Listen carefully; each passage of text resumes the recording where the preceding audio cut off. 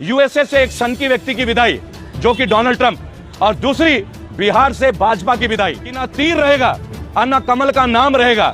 बिहार का शेर तेजस्वी अब तुम्हारा ही सरकार रहेगा। ये देश किसी के बाप का नहीं है। जब भी उंगली उठाओ सोच के उंगली उठाओ, हर बार हम ये उंगली को सहन नहीं करेंगे। बीजेपी का नाम लोटस नहीं है, ये लोटस नहीं है, ये लूटस है। क्या है? लूटस। इन्होंने हमारा पैसा लूटा, इन्होंने हमारी शांति लूटी, इन्होंने हमारी नौकरियां लूटी, और अब क्या आप अपना खून लुटाने के लिए तैयार बैठे हैं?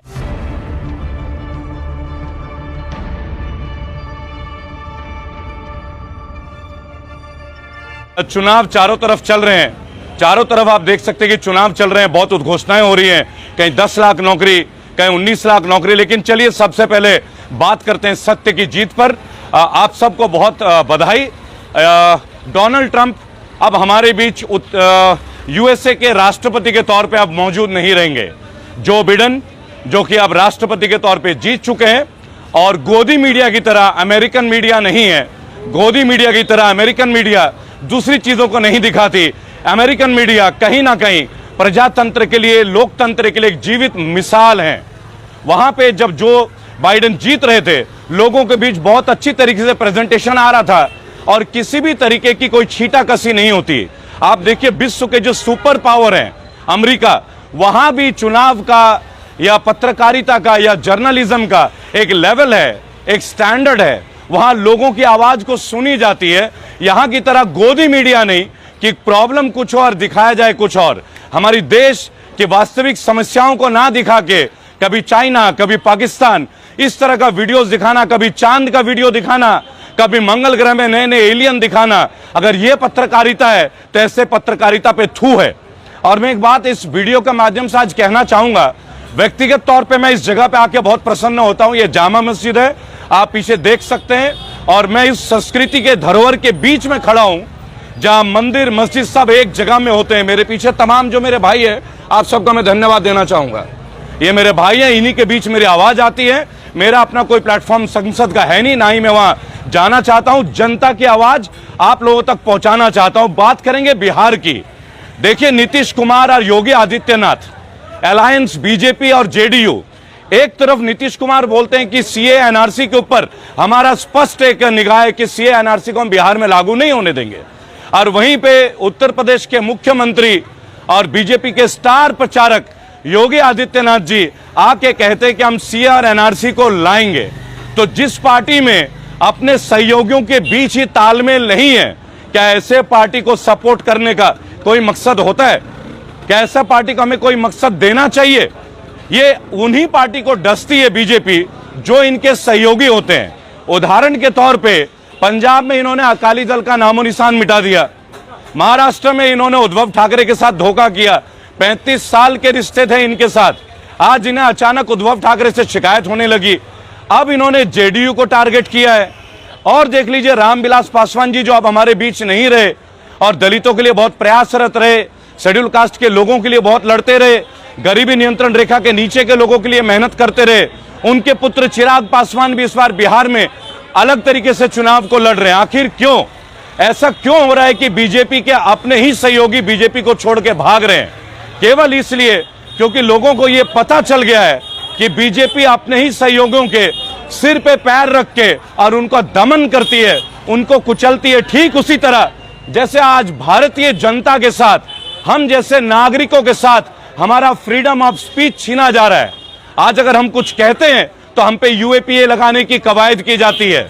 और देखिए एक कमाल की बात मैं आज पूछूंगा इस वीडियो के माध्यम से। आज कपिल मिश्रा जो पहले आम आदमी पार्टी के होते थे और अब जिन्होंने बीजेपी का भगवा रंग अपने ऊपर चढ़ा लिया है, भगवाधारी मैं भी हूं, लेकिन उससे पहले मैं एक भारतीय हूं और मेरे भारतीयता होने पे मुझे गर्व है। मैंने हर वीडियो में कहा है कि मैं भारतीय हूं, मैं हिंदुस्तान की डेफिनेशन में यकीन नहीं करता। भारत हमारे देश का नाम है, आपसी मजहबी हमारी सहमति, हमारे विश्वास का प्रतीक है ये देश। यहां किसी हिंदू की बात नहीं होगी, यहां किसी मुसलमान का जिक्र नहीं होगा, यहां किसी सिख ईसाई की बातें नहीं होगी, यहां भारत की बात होगी, भारतीयता की बात होगी। हमारे देश को तोड़ने वाले जितने सांप्रदायिक ताकतें हैं उनके खिलाफ मैं रेबल फाउंडेशन की ओर से मजबूती के साथ खड़ा और आप लोगों के बीच हूं।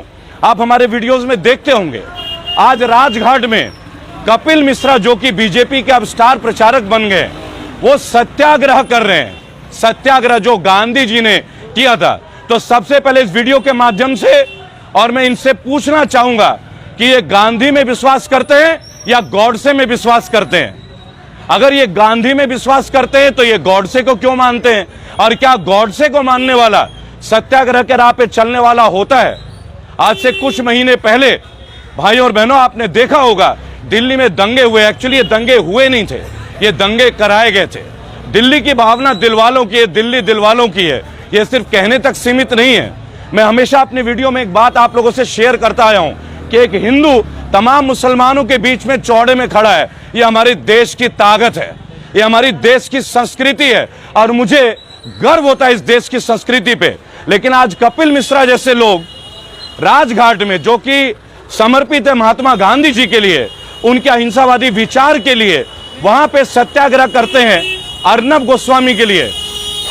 अर्नब गोस्वामी जिसके वजह से मिस्टर नाइक ने आत्महत्या कर ली, क्योंकि अर्नब गोस्वामी के 83 लाख रुपए की 83 लाख की पेमेंट बाकी थी। और ये लोग कहते हैं कि ये 2 साल पुराना मुकदमा है, अब क्यों?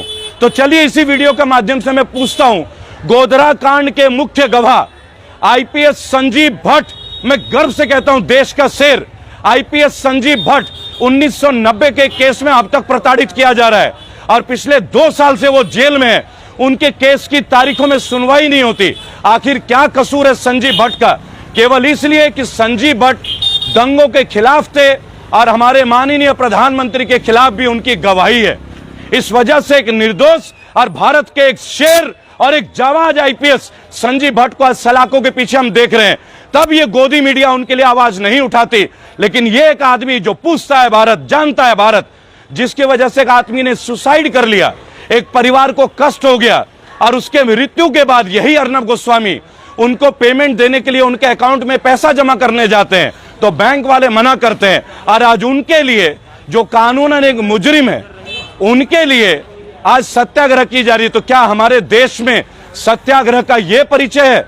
यह देश जो मजहबी कम्युनिटी एकता का, अखंडता का प्रतीक है, जो पूरे विश्व को देख रहा है, पूरे विश्व को, आप उस देश की क्या छवि कर रहे हैं? आप कल के ताजा उदाहरण को लीजिए भाई और बहनों, जहां जो बाइडेन पूरी तरह से चुनाव में हरा के आते हैं डोनाल्ड ट्रंप को, लेकिन वहां एक भी छींटाकशी नहीं होती है। यूएसए से एक सनकी व्यक्ति की विदाई जो कि डोनाल्ड ट्रंप, और दूसरी बिहार से भाजपा की विदाई।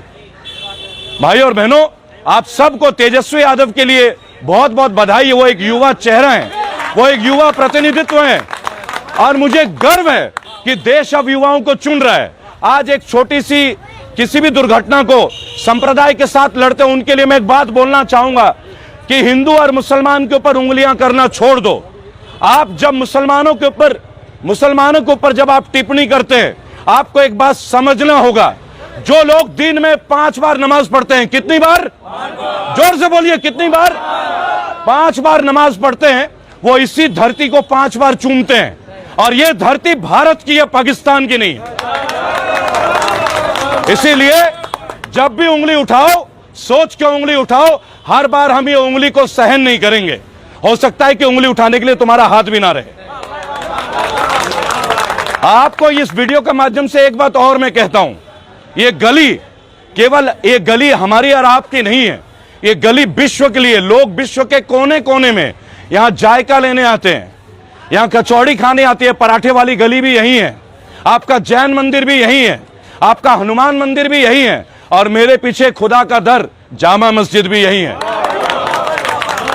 देखिए, मैं शुरू से एक बात बोलता हूं, वो हिंदू क्या जिसके दिल में मुसलमान ना बसता हो, और वो मुसलमान क्या जिसके जहन में हिंदू ना रहता है। आपसी एकता बना के रखिए, सांप्रदायिकता बढ़ने मत दीजिए। और जो भी नेता ये हिंदू मुसलमान और कपिल मिश्रा जैसे लोग, सीधी बात बोलूंगा, मैं नाम लेके बात करता हूं, ये देश किसी के बाप का नहीं है। और एक वीडियो में एक बात मैं और बोलना चाहूंगा, देखिए मेरे लिए तो चाय आ गई है, और जो चाय बना रहा है मैं उससे जानता हूं कि शौफिक भाई है जो चाय बना के ला रहे हैं। मुझे कोई ये तो बता दे कि जो चौकीदार बना है देश का, वो कौन से स्टेशन में चाय बेचता था? वो कौन से स्टेशन में चाय बेचता था जो चाय वाला आज स्टेशनों को बेच रहा है? देखिए, मैंने शुरू से बोला था, एक बिहारी 100 पे भारी, एक बिहारी 100 पे भारी। भाई तेजस्वी यादव को यह जीत की मुबारकबाद मैं देता हूं, और मैं जानता हूं कि ना तीर रहेगा और ना कमल का नाम रहेगा। बिहार का शेर तेजस्वी अब तुम्हारा ही सरकार रहेगा। मैं किसी पॉलिटिकल पार्टी का नहीं हूं, ना मैं राष्ट्रीय जनता दल, ना ही कांग्रेस, ना ही बीजेपी। जो नेता काम नहीं करता है, जो पार्टी का नेता काम नहीं करता, चाहे आम आदमी पार्टी क्यों ना हो, मैं तो उसकी भी कब्र खोदूंगा।